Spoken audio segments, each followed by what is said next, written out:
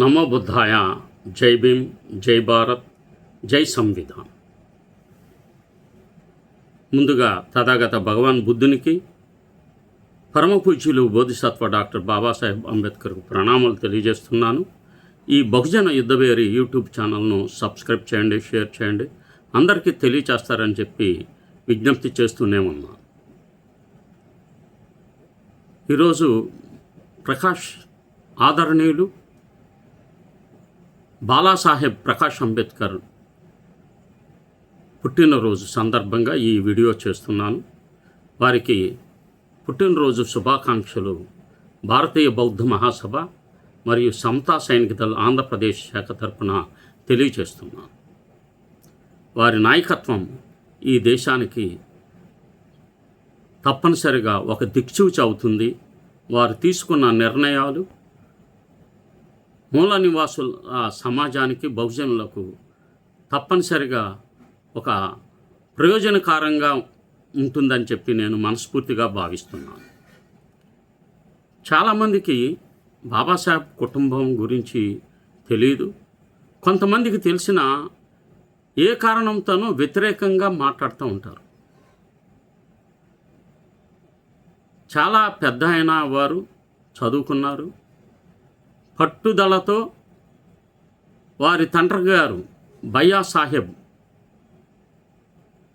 యశ్వంతరావు అంబేద్కర్ ప్రథమ కుమారుడు ఆదరణీయులు అడ్వకేట్ బాలాసాహెబ్ ప్రకాష్ అంబేద్కర్ సామాజిక న్యాయం, బౌద్ధ ధమ్మం, బహుజన రాజకీయాల మధ్య ఒక సుదీర్ఘమైన పోరాట యాత్రను ప్రజలు గమనించాలి.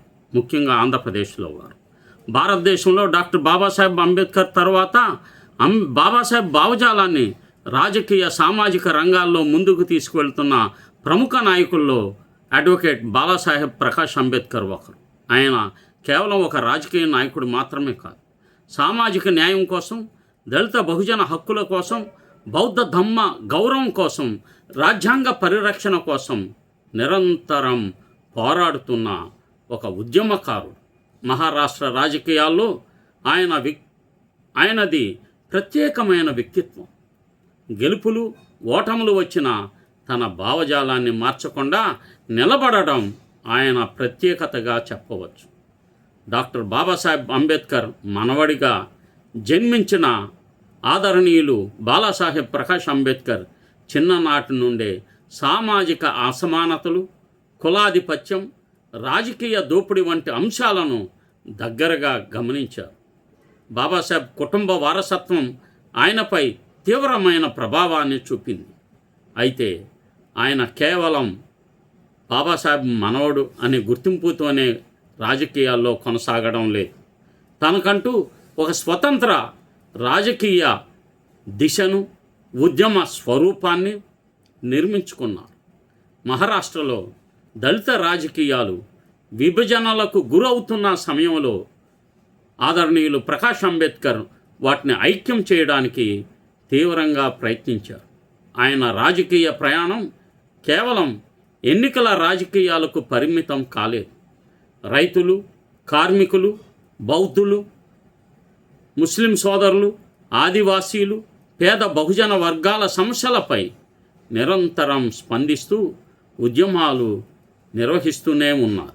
1980ల చివర్ల దేశవ్యాప్తంగా అవినీతి వ్యతిరేక ఉద్యమాలు పెరుగుతున్న సమయంలో బొఫోర్స్ కుంభకోణానికి వ్యతిరేకంగా జరిగిన భారీ నిరసనలో ప్రకాష్ అంబేద్కర్ గారు పాల్గొన్నారు.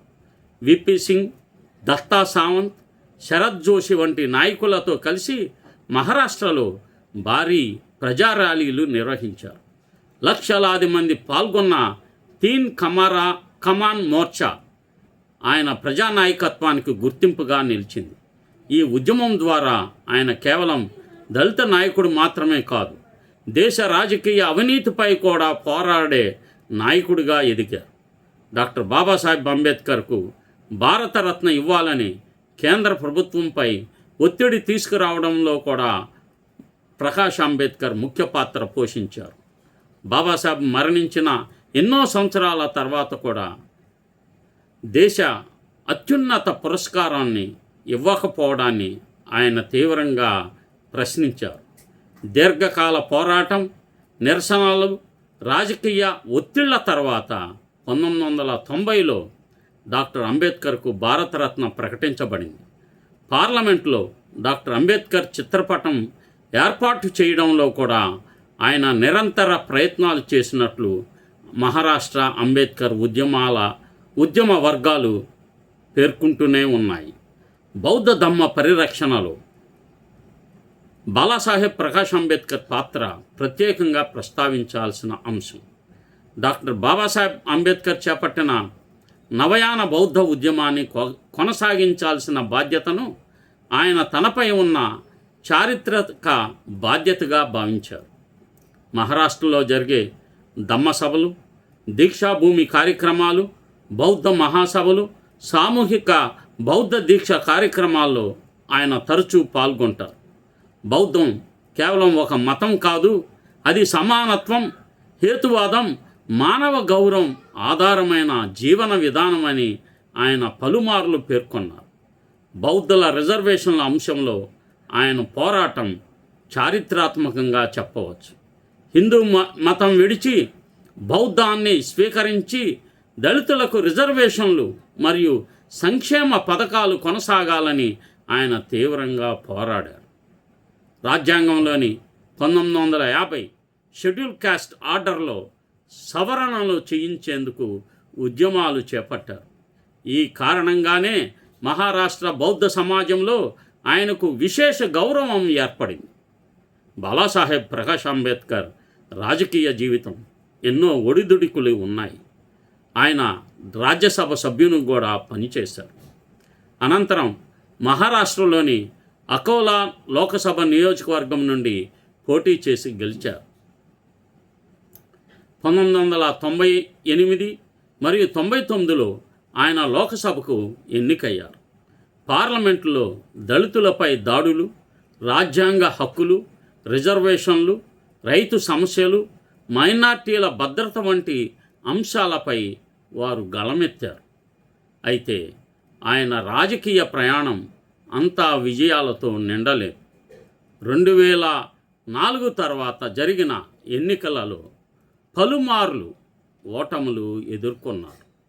మహారాష్ట్రలో కాంగ్రెస్, ఎన్సిపి, బీజేపీ, శివసేన వంటి పెద్ద పార్టీల మధ్య ధృవీకరణ పెరగడం, అంబేద్కరైట్ల ఓట్ల విభజింపబడడం, కూటముల రాజకీయాలు మారడం వంటి కారణాల వల్ల ఆయనకు ఎన్నికల పరంగా కష్టాలు ఎదురయ్యాయి.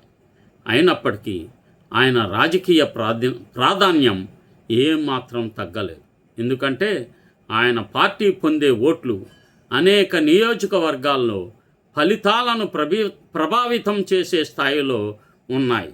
2018లో వారు ఏర్పాటు చేసిన వంచిత బహుజన అగాడి VBA అనే పార్టీని స్థాపించారు. 35 బహుజన పార్టీల కూటమి. ఈ పార్టీ ప్రధాన లక్ష్యం రాజకీయంగా అణగారిన వర్గాలను ఒకే వేదికపైకి తీసుకురావడం. దళితులు, ముస్లింలు, ఆదివాసీలు, ఓబీసీలు, పేద బహుజన వర్గాలకు ప్రత్యామ్నాయ రాజకీయ వేదిక అవసరమని ఆయన భావించారు. VBA స్థానం తరువాత మహారాష్ట్ర రాజకీయాల్లో కొత్త చర్చ ప్రారంభమైంది.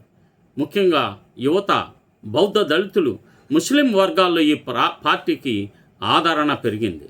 2019 ఎన్నికల్లో VBA ఘనమైన ఓట్లు సాధించింది. అనేక ప్రాంతాల్లో పార్టీ అభ్యర్థులు గెలవకపోయినా లక్షల సంఖ్యలో ఓట్లు సాధించారు. మహారాష్ట్రలో కాంగ్రెస్, ఎన్సిపి ఓట్లపై VBA ప్రభావం చూపించిందనే అనేక విశ్లేషణలు వచ్చాయి. కొన్ని నియోజకవర్గాల్లో 10% పైగా ఓట్లు సాధించడం ద్వారా వంచిత బహుజన అగాడి ఒక రాజకీయ శక్తిగా ఎదిగింది.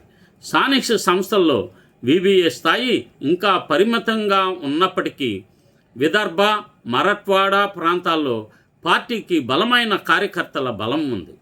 గ్రామ పంచాయతీలు, మున్సిపాలిటీలు, జిల్లా పరిషత్తులలో క్రమంగా పార్టీ ప్రాతినిధ్యం పెరుగుతుంది. ముఖ్యంగా ఈ బౌద్ధ యువతలో ప్రకాష్ అంబేద్కర్కు ఉన్న ఆదరణ కారణంగా పార్టీ గ్రామీణ ప్రాంతాల్లో కూడా విస్తరించడానికి ప్రయత్నిస్తుంది. ప్రస్తుత రాజకీయ పరిస్థితులలో బాలాసాహెబ్ ప్రకాష్ అంబేద్కర్ బీజేపీ హిందుత్వ రాజకీయాలను తీవ్రంగా విమర్శిస్తున్నారు. అదే సమయంలో కాంగ్రెస్ పార్టీపై కూడా పూర్తిగా విశ్వాసం చూపించడం లేదు. ఆయన అభిప్రాయం ప్రకారం బహుజన రాజకీయాలకు స్వతంత్ర శక్తి అవసరం.